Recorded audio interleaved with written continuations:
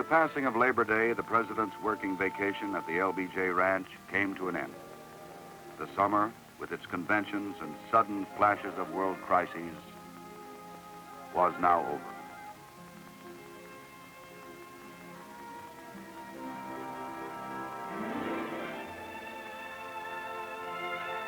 Ahead, Washington and his last 140 days in office. Late in the afternoon on September the 4th, Special Assistant Rostow greeted Ambassador to Russia, Llewellyn Thompson. The president had summoned the ambassador to the White House to brief the National Security Council on events developing in Eastern Europe in the aftermath of the Soviet occupation of Czechoslovakia. It was the first time they had assembled since their initial crisis meeting in August. Vice President Humphrey had flown in from his lakeside home in Minnesota, where he had been mapping the strategy for his presidential campaign. The president, throughout his entire tenure of office, had tried to take steps that would relax tensions with the Soviet Union and other communist countries. The Russian move against Czechoslovakia had, in effect, acted as a rebuff. The leaders of the Soviet Union seem to have decided that a movement towards a humane version of communism in a small, friendly country is a threat to their security, despite the fact that the Czechs remain their ally in the Warsaw Pact. So new military and political risks have now arisen from this aggressive act, which demand ever closer cooperation among the Western allies. On the following morning, the president turned his attention to domestic matters. He invited the congressional leadership to the White House for a working breakfast. Although the congressional breakfast is a long-standing executive tradition, President Johnson was the first to hold a meeting in the family dining room on the second floor. It was the first such get-together of the fall session. It would give the lawmakers an opportunity to brief the president on the status of all pending legislation, and in turn would afford the president a chance to express his views on each agenda item. The meeting began with some well-intentioned campaign advice to the newly nominated standard-bearer of the Democratic Party. But after the regional jokes had run their course, the group settled down to the serious business of planning legislative strategy. These were the Democrat leaders on the Hill, the men who had helped to bring his original platform mandate to reality, and who would now help him complete the administration's unfinished business.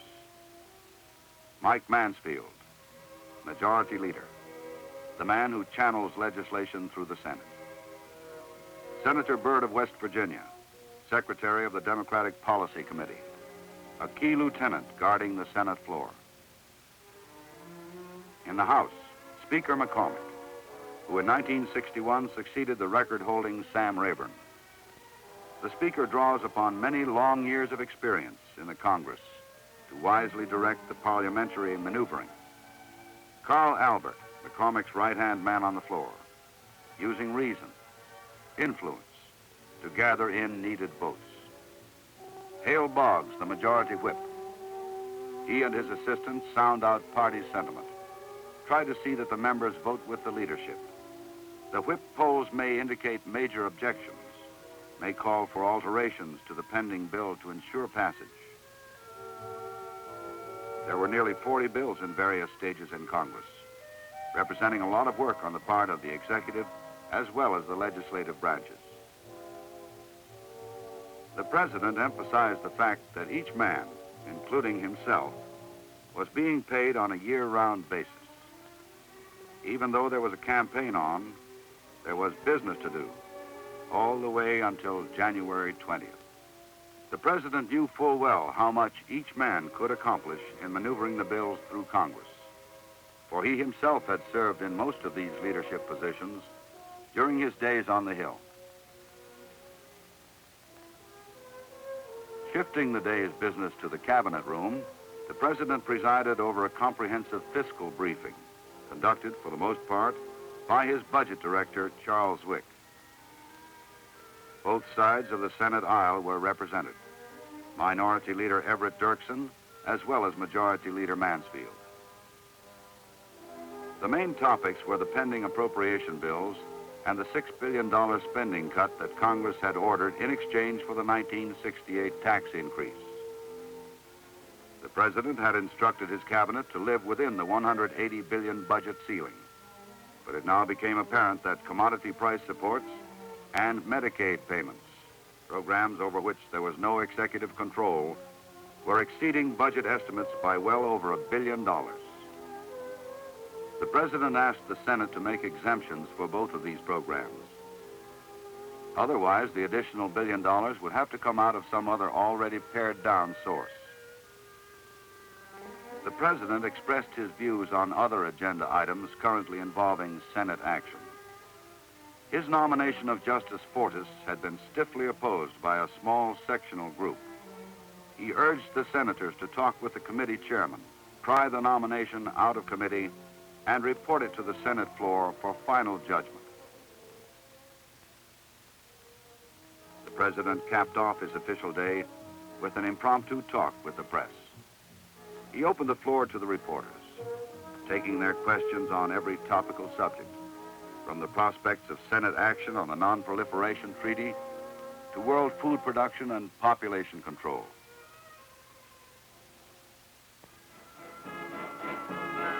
On September 8th, President and Mrs. Johnson opened the doors of the White House to over 1,000 children from low-income families in the Washington area. For once, the main attraction was not the magnificent staterooms on the first floor.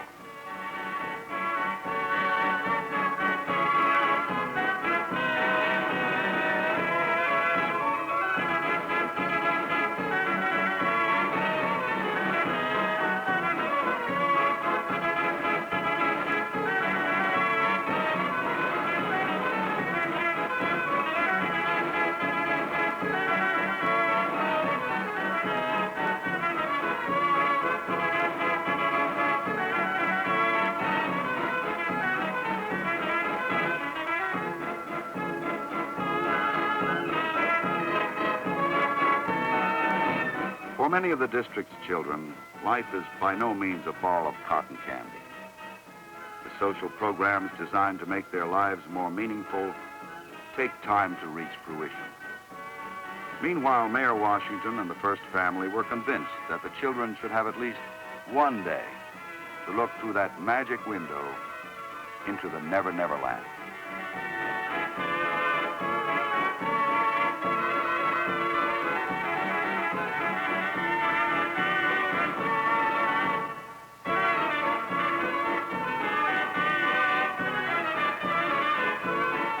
In a moment of high humor, Vice President Humphrey gave the children a few lessons in the art of politics.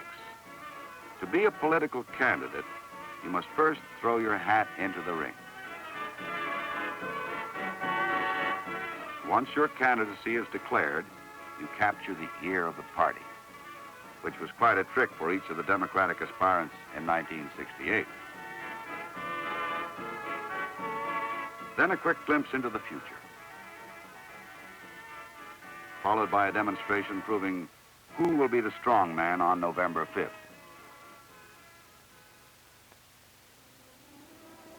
The President's schedule for September 9th was heavy with events that seldom appear on the front page, but are nonetheless vital to the preserving of peace, as uneasy as that peace may be. Prime Minister Llewellyn of Israel once again brought his small nation's fears to the White House. Israel, living in the shadow of an ever-increasing Arab arsenal, sought to purchase American Phantom jets, the fastest, most versatile fighter bomber in current use. As the President made clear in a speech the following day, the United States had sought to limit all arms shipments to that troubled area, but at the same time recognized the legitimate needs of friendly governments throughout the Middle East. Hoping for reason to prevail, he would again exercise restraint, noting, however, that time is not on the side of peace. After his talk with Llewellyn, the President called in the bipartisan House leaders. Secretary of State Dean Rusk briefed them, not only on the latest discussion with Israel, but also the Paris peace talks and the Allied response to the events in Eastern Europe. The President used the occasion to urge action on the various appropriation bills, either in conference or in the House. Of particular importance, the Foreign Aid Bill. This program, his foreign policy advisors emphasized, helped alleviate conditions in the less developed countries, conditions that bred unrest and violence.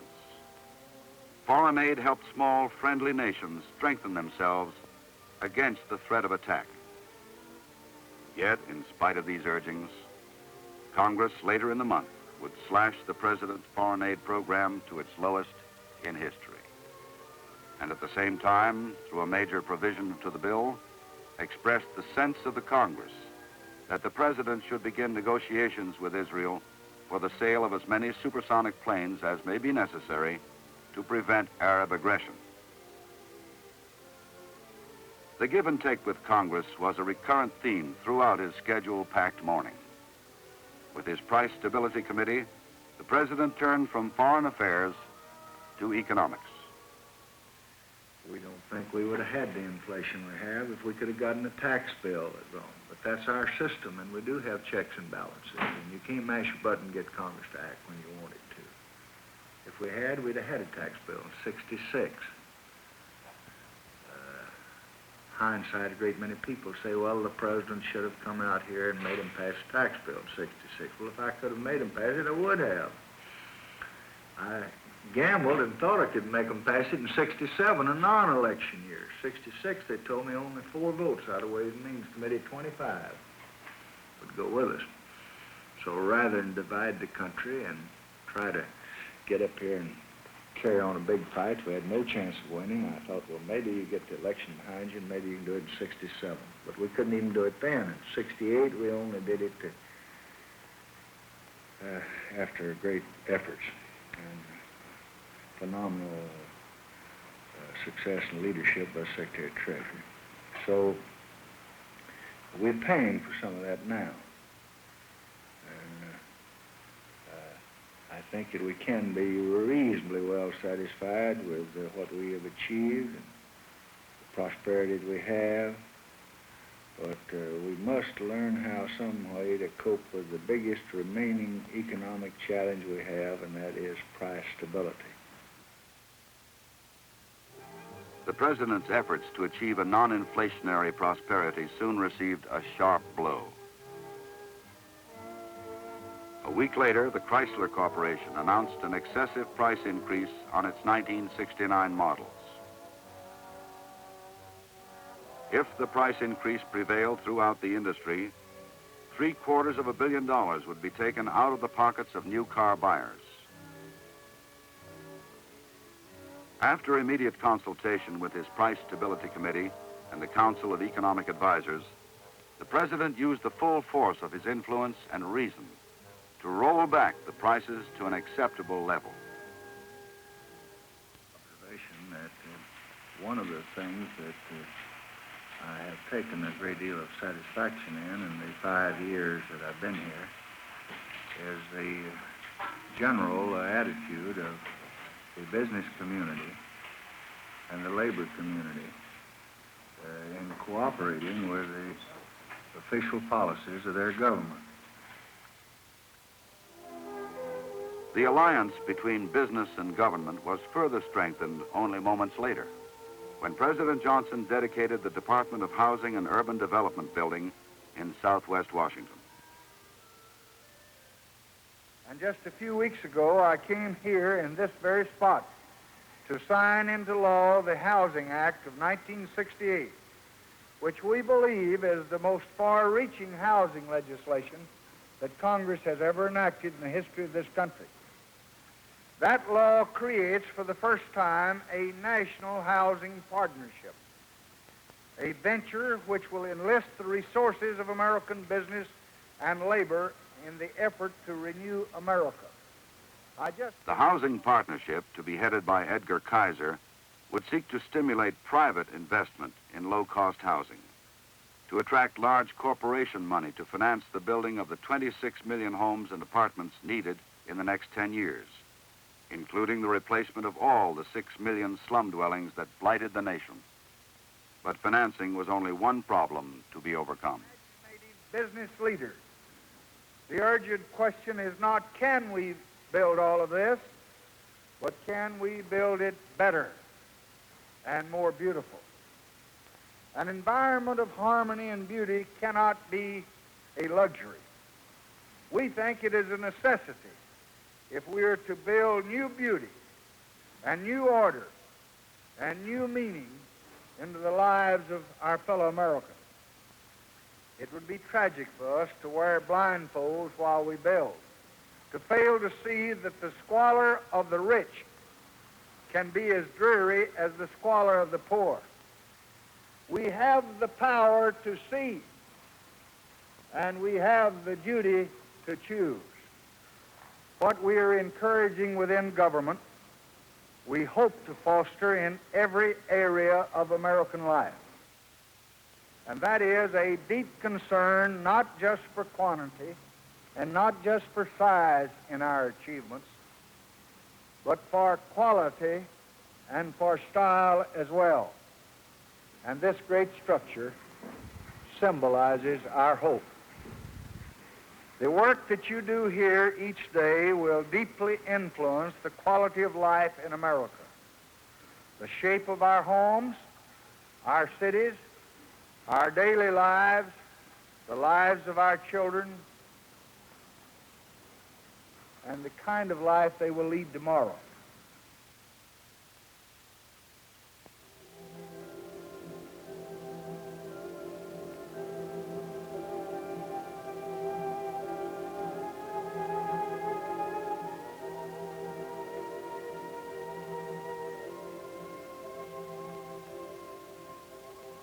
On March 31st, President Johnson had ordered a bombing halt in all areas of North Vietnam except the immediate panhandle above the DMZ, an area through which massive numbers of infiltrators and their supplies of war continue to pour.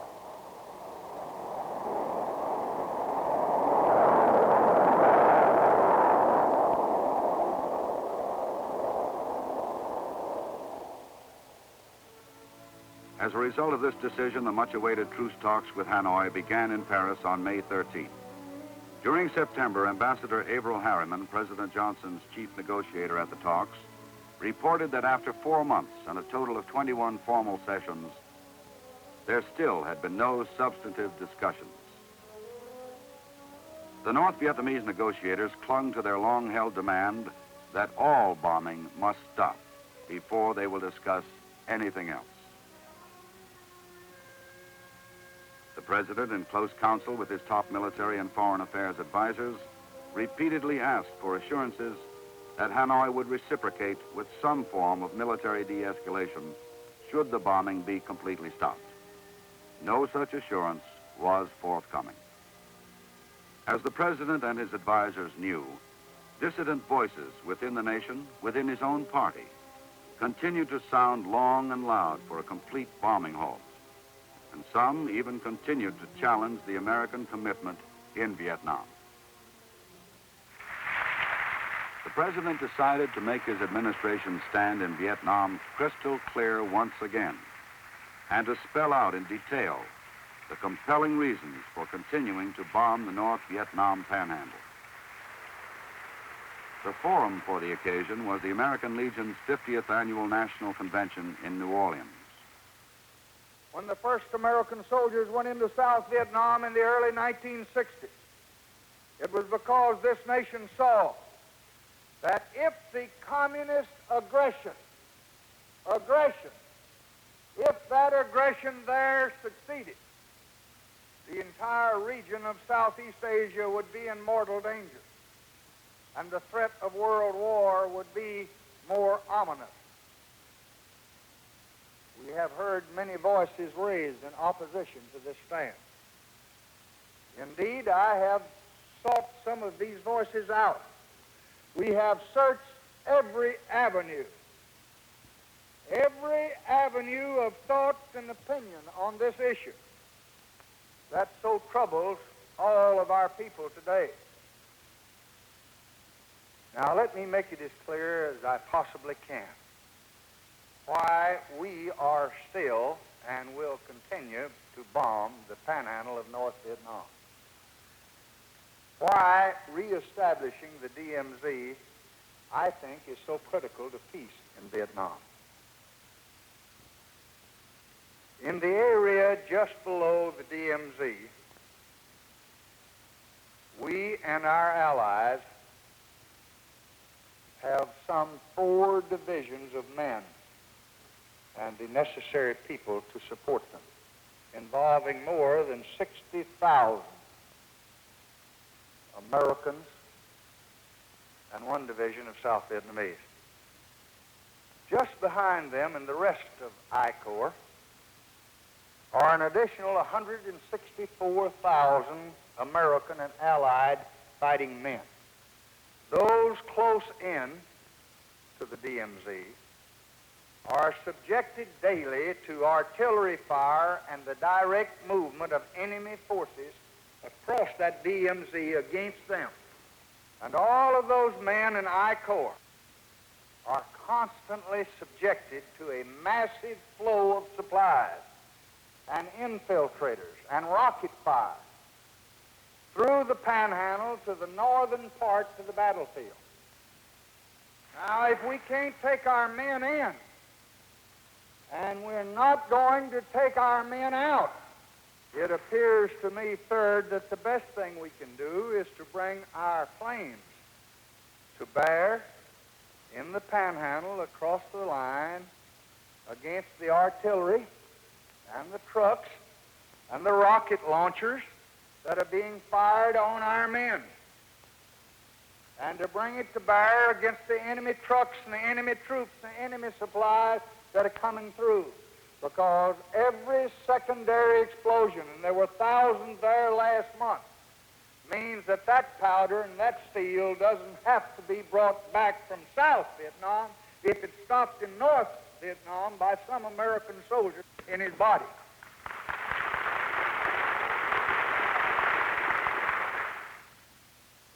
So this afternoon I appeal to you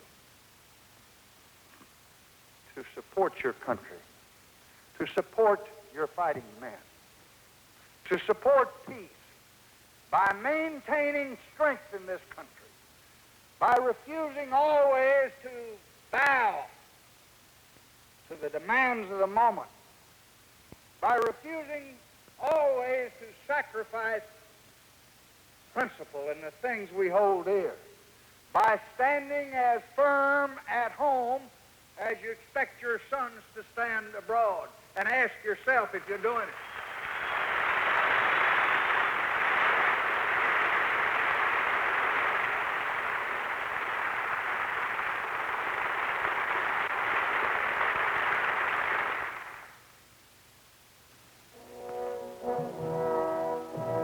The nation's steadfastness in Vietnam was brought home forcibly in mid-September with a soldier's funeral for Major General Keith Ware, commander of the famed 1st Infantry Division. The general, a Medal of Honor winner for heroism in the Battle of the Bulge in World War II, was directing troops in combat when his helicopter caught fire and crashed.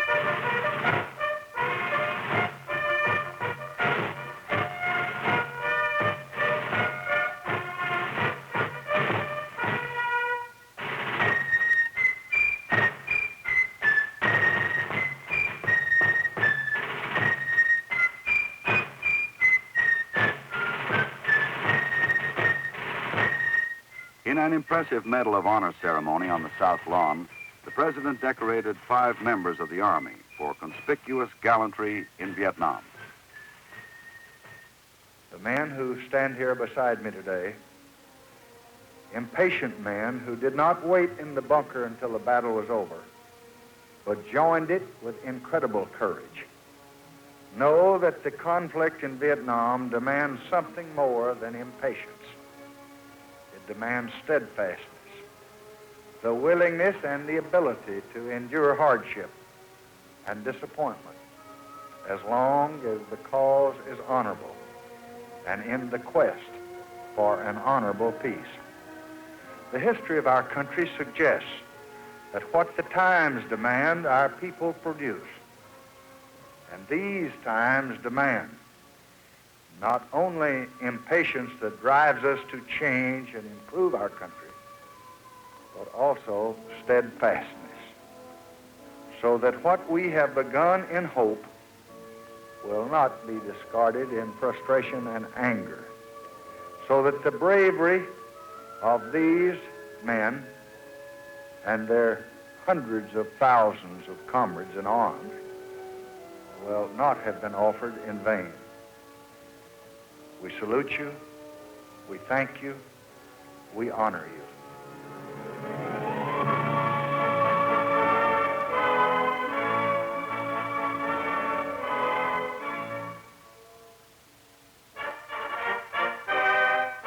One of September's more colorful moments was the official visit of Prime Minister and Mrs. Barrow of Barbados.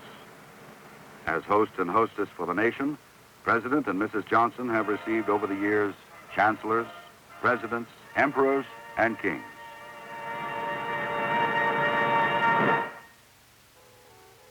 They have received the chiefs of state of some of the world's largest countries, and quite frequently, the world's smallest. But in all cases, the event is a memorable one, and the hospitality is equal for all visitors.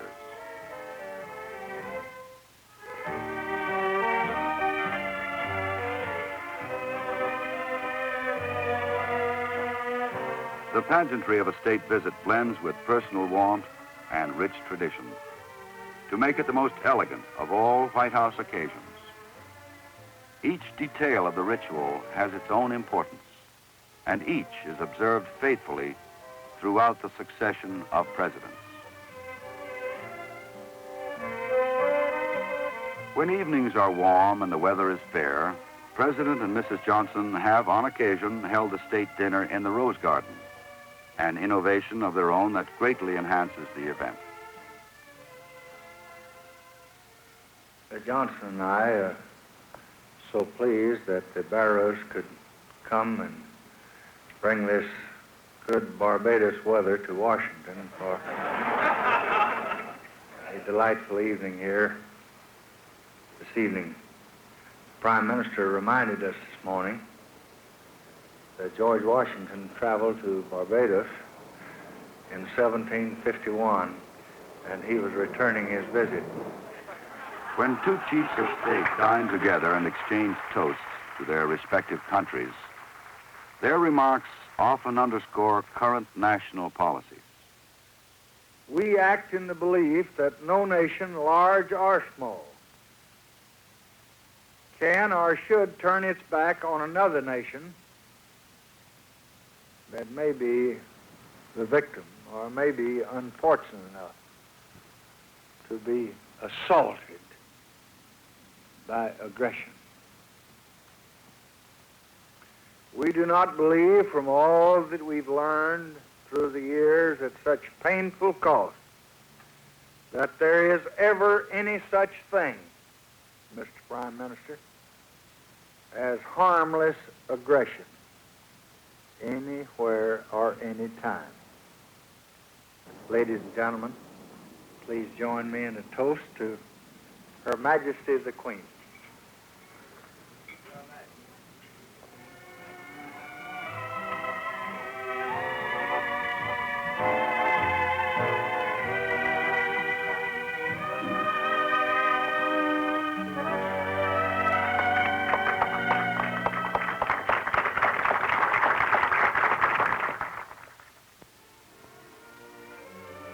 During September, the President's cabinet presented him with a testimonial desk blotter, recounting some of the 450 landmark measures that he had written into law in the past 5 years. Not one of these legislative achievements came into being overnight. Each measure that passed, whether it dealt with schools, health, or conservation, saw change come slowly, following months, sometimes years of planning, reasoning, arguing, and compromising. And the work went on. For the remainder of his term in office, President Johnson would press his cabinet for full and comprehensive briefings on what remained to be done in each federal department.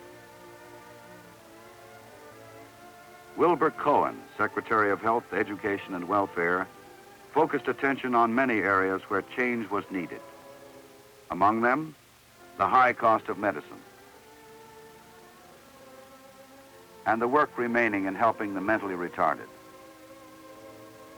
Secretary Cohen gave the President the annual report from the Committee on Mental Retardation, a report that shows not only what has been accomplished, but identifies the problem areas still to be surmounted. I'm told that today we're able to detect with certainty only about 1/4 of the cases of mental retardation, and that we're able to prevent less than 2% of them. And this means that every day, thousands of children are falling farther behind in their classes, farther behind in life, farther away from any chance for happiness or fulfillment. And if these children lose in their struggle for education and fulfillment, the whole nation loses. And if they lose, we lose, because there are 6 million retarded citizens in America, and they are the largest single handicap group in the whole nation. The edge of change. That's a very appropriate title. We hear a lot about change in this country, particularly these times, and it gives me real pride that in a few years we seem to have identified this problem, and we seem to be coming to grips with it. So now I think is the time to move from the edge of change toward hope of real fulfillment. A few days later, hope moved even further toward reality as the President signed into law an act that would give handicapped children a much earlier start in life. Yet only 2 million of the nation's 5.5 million handicapped children are in reach today of the nation's special educational program.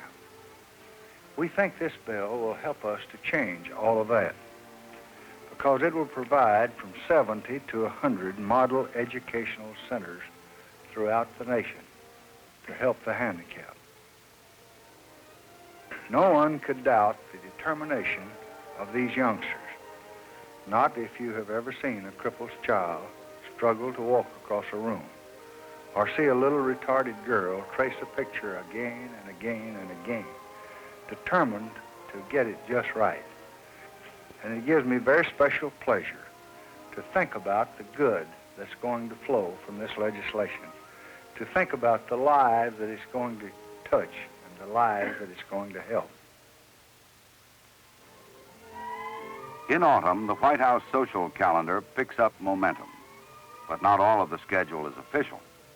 In one such informal and personal event, President and Mrs. Johnson had some old Texas friends over to dinner, some 250 of them. It was an evening of nostalgia, for these were the men and women whom the President had known for most of his life, and many of whom had shared his career for almost 4 decades. They came from Austin, San Antonio, Dallas. And they came from other places not so well known, Cotulla, Alice, and Blooming Grove.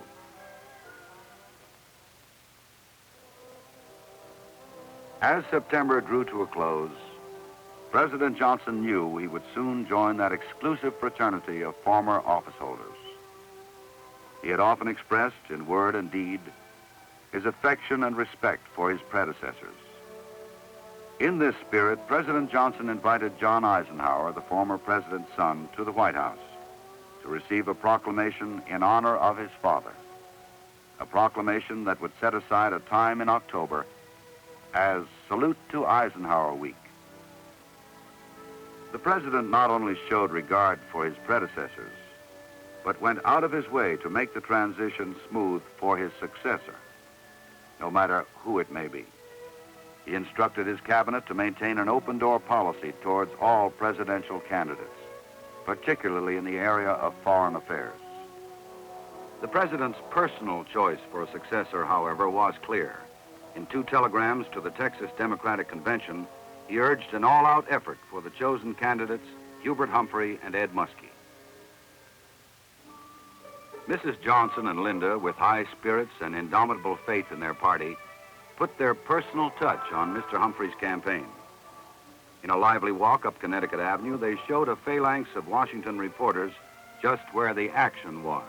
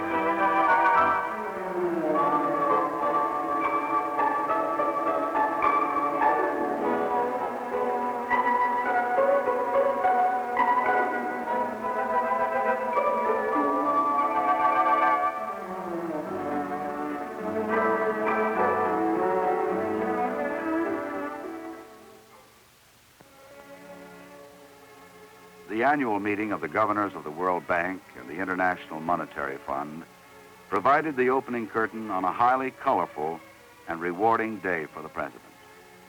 He made a surprise morning visit to deliver the keynote address, stressing the need for neighboring countries to work together in common development projects. Immediately afterwards, he received Eugene Black, his special advisor on economic development. Mr. Black had spent most of September in Southeast Asia, reviewing progress on varied regional projects financed by both the Asian Bank as well as American capital. He told how the Asian countries were making great strides in developing their water resources on a regional basis. Ancient problems between countries were still in evidence, but increasingly, the spirit of cooperation in pursuit of common goals was emerging. Moments later in the East Room, the president saw the same spirit of regional cooperation applied to problems in his own country. The Colorado River Basin Act was more than just another conservation measure. It marked the end of 2 decades of controversy. For Senator Carl Hayden, who had championed the measure, a much-deserved victory on this eve of his retirement from the Senate at age 90. For the president, it was doubly satisfying. He saw not only the triumph of reason over regional quarrels, but the far-reaching and effective plan for America's most valuable resource, water. So this morning we have come here to sign another bill that will help assure us of the water that we need. This bill, as all of you know, is the Colorado River Basin Bill. This will be one of the largest reclamation projects that's ever authorized in any single piece of legislation. For 2 decades, the Colorado River has been the subject of unrelenting controversy and competing claims, and I've been in the middle of a good deal of it over the years. And I have a feeling of freedom this morning when I see California and Arizona sitting there arm in arm, smiling with each other. And Isaiah must be proud to finally recognize that they have come to reason together. At the president's beckoning, Secretary of Interior Stuart Udall escorted Senator Hayden to front and center to witness the bill signing. The senator, a 58-year veteran of Congress, had fought for the bill for many years. And it was largely through his reasoning that congressional approval had been achieved. And it's a landmark bill, a proud companion to the other 250 separate conservation measures that I've signed in the White House since I became president.